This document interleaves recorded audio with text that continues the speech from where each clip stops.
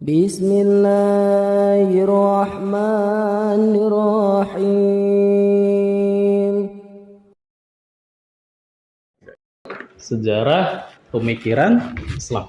Tadi oleh pemakala disebut ya sumber utama hukum Islam itu adalah Al-Quran dan hadis Nabi.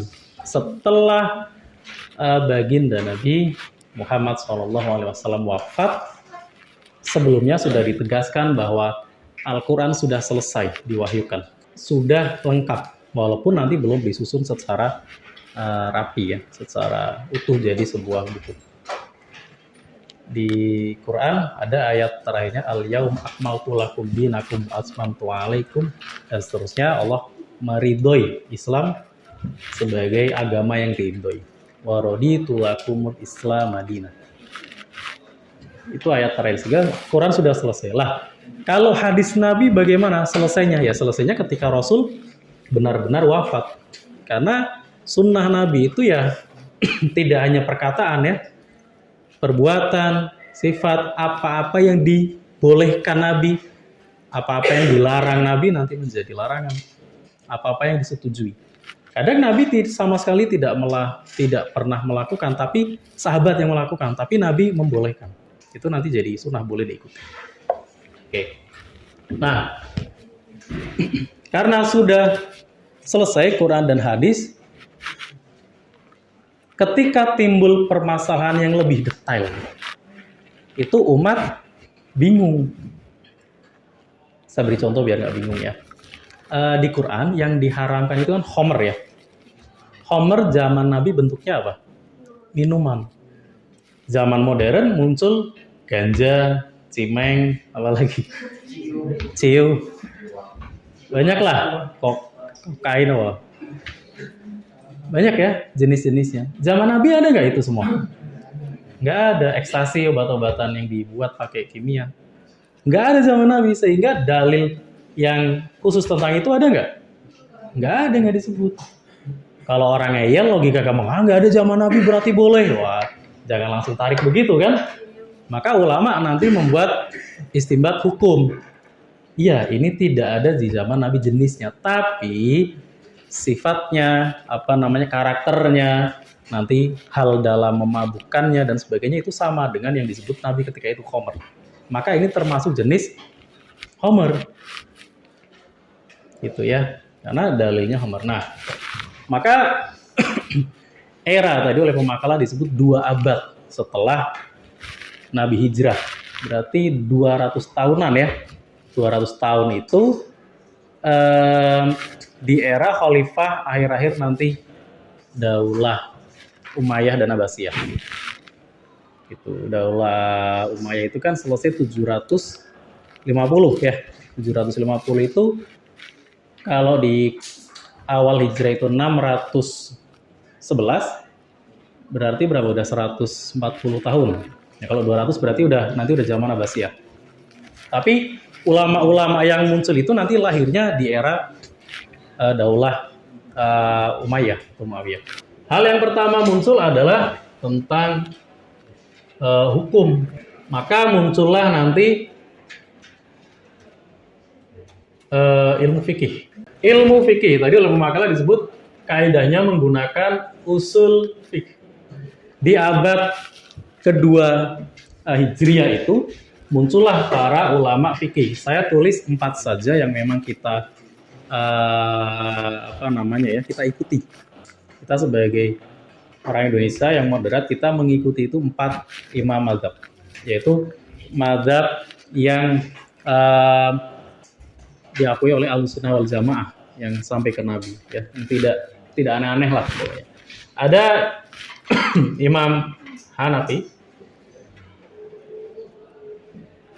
ada Imam Maliki, ada Imam Syafi'i, terakhir ada Imam Hambali.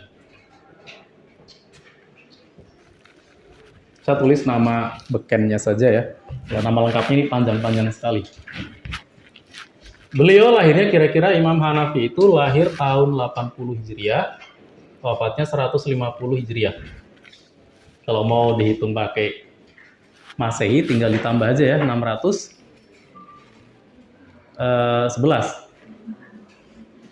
Berarti sekitar 700-an lah ya. Saya tulis Hijriah aja nanti ditambah sendiri.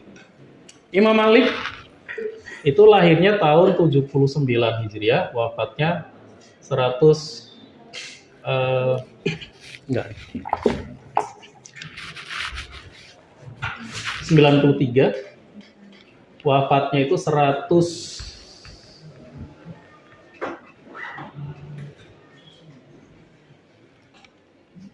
kalau tidak salah. Nanti tolong dicek ya, barangkali saya lupa. Imam Syafi'i itu lahirnya ketika wafatnya Imam Hanafi 150 Hijriah. Wafatnya nanti beliau 204 Hijriah. Imam Hambali ini yang termuda karena beliau muridnya Imam Syafi'i. Lahirnya 179, nanti wafatnya 241 kalau tidak salah. Tolong dicek nanti ya. Pokoknya range waktunya ini teman-teman. Beliau-beliau ini hidup di zaman 2 abad setelah Nabi. Abad kedua ya. Pokoknya sekitar tahun 150 sampai 200-an lah, tahun 200-an Hijriah. Berarti kalau Masehi sekitar tahun 800-an. 800 sampai 900. 800 sampai 900 itu nanti Daulah Abbasiyah. Karena Abbasiyah kemarin kan 750 sampai 1258 ya, tahunnya di tahun-tahun itu. Nah, ulama-ulama ini muncul karena seiring problematika masyarakat mulai muncul. Sehingga beliau-beliau ini yang mengistinbat hukum namanya. Mengistinbat artinya berijtihad. Berijtihad itu bikin kaidah-kaidah. Jadi biar umat nggak pusing. Ketika ada permasalahan, itu yang di Nabi tidak ada, nanti bisa menggunakan istinbat yang digunakan oleh ulama-ulama ini. Maka yang kita yakini nanti produknya selain Al-Quran dan hadis, kita juga nanti menggunakan ijma' ulama, kesepakatan ulama-ulama, dan juga qiyas, teman-teman. Qiyas itu yang tadi saya contohkan tentang Homer. Hal-hal yang tidak ada di zaman Nabi itu nanti dikiaskan ke zaman Nabi, adanya apa ini yang ciri-cirinya kurang lebih sama dan sebagainya. Ya contoh perjudian lah, kripto, pinjol, lain-lain ada nggak di zaman Nabi? Nggak ada. HP juga belum ada zaman Nabi. Maka ini tidak bisa serta-merta dihukum ya. HP hukumnya apa? Susah ya, tergantung isinya kan. Nah, maka ini kan alat mubah, tergantung isinya. Nah, isinya nanti dikiaskan, itulah. Makanya ulama-ulama Ahlussunnah wal Jamaah nanti menggunakannya 4 ini. Dicari di Quran, karena Quran itu isinya hal-hal yang pokok. Al-Quran tidak merinci. Tadi oleh pemakalah disebut tentang sholat saja. Quran itu hanya memerintahkannya ya sholat. Teknis sholatnya bagaimana? Tidak dijabarkan di Quran. Allah hanya memerintahkan ya sholat. Terus ngasih tahu bahwa sholat itu mencegah perbuatan keji dan mungkar. Atau sholatlah kalian, rukuklah kalian, sujudlah kalian, zakatlah kalian. Tapi berapa? Disuruh zakat berapa? Zakatnya berapa persen, berapa duit? Atau ayat tentang puasa lah yang sering kita dengar tiap tahun ya. Kutiba alaikumus syiyam kama kutiba alladziina min qablikum la'allakum tattaqun. Suruh puasa seperti orang-orang dahulu puasa. Puasa itu gimana? Kita tahu setelah nanti dicontohkan oleh Nabi. Puasa, oh ternyata Nabi itu puasa dari Fajar Shodiq sampai nanti maghrib.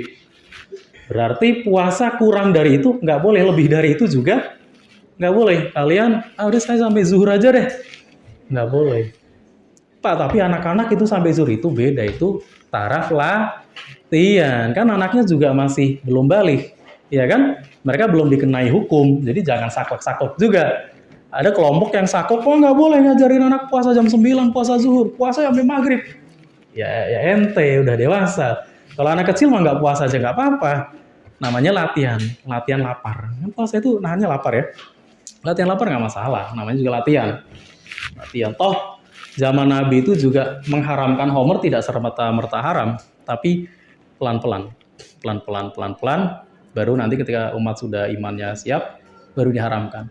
Termasuk ziarah kubur yang orang-orang sering mempertentangkan. Awal umat Islam belum terlalu yakin imannya, itu Nabi melarang, jangan ziarah kubur, karena khawatir nanti seperti orang-orang jahiliyah disembah. Itu yang dikhawatirkan Nabi. Tapi ketika Islam sudah kuat, imannya sudah kuat, para sahabat itu imannya sudah kuat, sudah yakin dengan agama yang Allah titipkan ke Nabi, syariat Nabi Muhammad.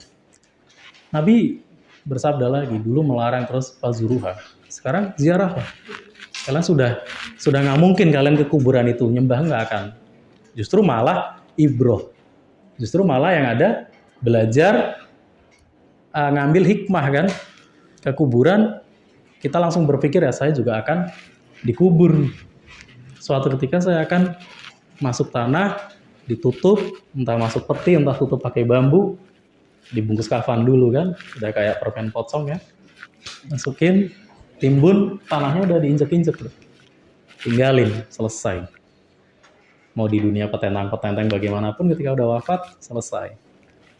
Nah itu ibroh, justru pelajaran bagi yang hidup. Maka Nabi kemudian ketika iman para sahabat sudah kuat, ziarahlah. Gitu ya. Jadi orang-orang yang hidup di zaman Nabi itu disebutnya sahabat. Yang hidup langsung ya, yang mereka lihat Nabi secara langsung. Itu nanti disebutnya sahabat. Aslinya murid. Tapi Nabi itu sangat menghormati muridnya, sangat memuliakan muridnya, sangat menghargai, maka beliau nyebutnya ashabi, sahabat-sahabatku. Keren nggak Nabi? Keren ya, sangat mulia kan, padahal sahabat loh. Nabi ketika ingin memberi pelajaran juga kadang tidak langsung kayak saya yang ceramain kalian lah. Nabi itu kadang nanya dulu, apa yang kamu tahu tentang ini? Sahabat sebagai murid yang takdim juga, walaupun mungkin sahabat sedikit tahu, pasti dia kembalikan ke Nabi. Allah dan Nabinya yang jauh lebih tahu. Baru nanti Nabi memberi pelajaran ilmu. Itu salah satu adab, luar biasa sekali. Nah, generasi setelah sahabat, berarti anak-anaknya sahabat, berarti ini hidup sezaman Nabi nggak anak-anaknya? Enggak ya, setelah Nabi wafat, para sahabat mungkin ada yang masih hidup, terus dia punya anak kan. Anak-anaknya ini disebutnya tabi'in. Tadi yang ditanyakan oleh Diandra. Tabi'in, generasi tabi'in. Terus di bawahnya lagi, tabi'in punya anak-anak. Anaknya ini generasinya disebut tabi'in. Jadi Nabi yang sezaman dengan Nabi itu disebut sahabat, generasi berikutnya tabi'in, generasi berikutnya tabi'in. Nah ini 3 generasi ini itu yang disebut sebagai generasi salaf.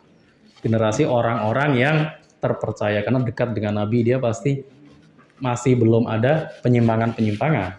Maka setelah itu baru nanti yang kemarin saya ceritakan itu ya, muncul Khawarij dan sebagainya. Nah itu setelah itu.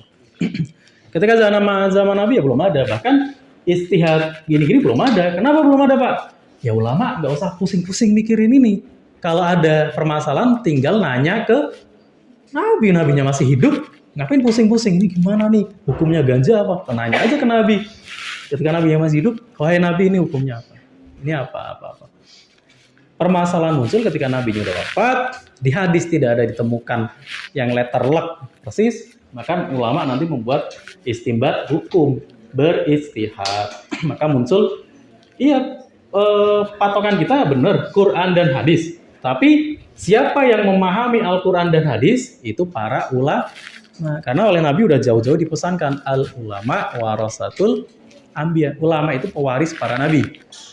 Para ulama itu pewarisnya Nabi. Mewarisi apa? Ya keilmuan, bukan mewarisi harta, bukan ya. Nabi tidak mewariskan harta, Nabi. Wafat itu tidak mewarisi harta kepada keturunannya, beliau tidak. Mewarisinya ajaran agama. Selain ijma ada lagi qiyas yang tadi saya contohkan. Nah, ini yang diyakini dari segi hukum atau ilmu fikih. Atau untuk mengistimbatkannya disebut usul fikih. ulama-ulamanya yang kita ikuti ini. Maka kita sering dengar ya, Imam Hanafi, Imam Maliki, Imam Syafi'i, Imam Hambali. Kalau Indonesia khususnya lebih sering kita menggunakan mazhabnya Imam Syafi'i. Maka perlu nggak bermazhab itu? Perlu. Kita harus bermazhab. Harus. Kalau ada orang sekarang ngomong ngapain mazhab? Pedoman kita itu Quran dan hadis. Kita kembali aja ke Quran dan hadis. Memang yang bermazhab tidak pakai Quran dan hadis kan pakai. Tapi sudah dijelaskan. Kita kembali ke Quran hadis. Iya silahkan kembali. Coba pahami tentang perintah sholat aja. Nah, bisa ngawur. Makanya orang-orang yang sering menggembar-gemborkan begitu kadang sholatnya ngawur ya. Karena langsung melihat ayatnya, dia interpretasikan sendiri. Padahal derajat dia itu baru melihat berdasarkan terjemahan saja. Karena syarat untuk menjadi mujtahid ini berat sekali teman-teman. Ulama-ulama ini luar biasa ya. Kita capture Imam Syafi'i aja itu tiap malam itu khatam 3 kali. Itu khatam baca doang. Belum nanti mengistimbat hukum, beliau memahami hadis. Imam-imam ini itu tidak pakai Sahih Bukhari enggak, karena beliau sendiri hidup sebelum zaman Imam Bukhari. Imam Bukhari sendiri itu bermazhab ke Imam Syafi'i, ngikuti Imam Syafi'i.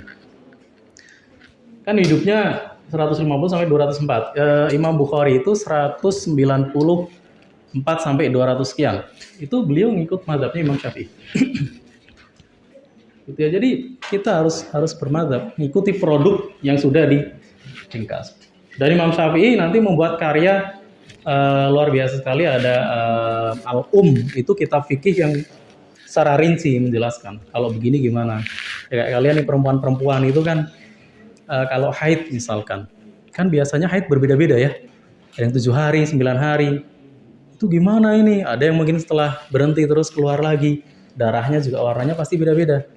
Ada yang merah muda, terus marun, mungkin ada yang kehitam-hitaman, ada yang encer, ada yang putih. Gimana ini? Itu ulama-ulama ini nanti yang menjelaskan secara rinci. Kalau Imam Syafi'i ada di kitab kitabnya itu berjilid-jilid, tebal sekali, itu rinci. Ya kalau kalian mau cari Quran, ya adanya cuma yas'alunaka 'anil mahid qul huwa adza. Dah itu doang. Mereka bertanya tentang haid, katakanlah darah haid itu adalah kotoran. Selesai. Yang gimana? Darah haid itu yang gimana? Bisa jadi kata-kata haid pada zaman Quran diturunkan itu juga bahasanya mutasyabihat, susah. Kosakata yang mungkin tidak dikenal. Orang Arab sendiri mungkin nggak kenal kosakata itu. Kita tahu dari siapa ya? Nanti dari ulama. Ya kan? Misalkan masa iddah juga itu di Quran disebutnya salah satu quru. Kata-kata salah satu 3 itu umum orang Arab tahu. Tapi kalau quru itu kata-kata yang tidak dikenal. Orang Arab sendiri nggak tahu quru itu apa artinya. Kosakata yang sulit lah. Kayak gitu orang Indonesia mungkin kalau dengar kata-kata yang intelektual yang tinggi ya, kosakata bahasa Indonesia yang mungkin susah, ya kita juga bingung apa ini maksudnya. Ya, misalkan kata-kata cakrawala, kalian pasti udah tahu, tapi anak kecil belum tentu tahu. Nah, quru itu sama sekali tidak dikenal oleh orang Arab karena itu sebutan ayat mutasyabihat. Baru nanti ulama yang menjelaskan, oh maksudnya itu ya haid atau ketika suci. Gitu ya. Ini terkait fikih. Yang masuk ke dalam ilmu fikih itu ya tata cara ibadah, menyangkut sholat dan tata caranya, menyangkut puasa dan tata caranya, zakat dan tata caranya, haji dan tata caranya, itu masuknya ke kaidah fikih. Dan seluk-beluk nanti yang mendukung ya. Kalau sholat karena kita harus wudu, nanti wudu masuk ke sini juga. Hal-hal yang membatalkan dan sebagainya itu masuk sini semua fikih. Ya.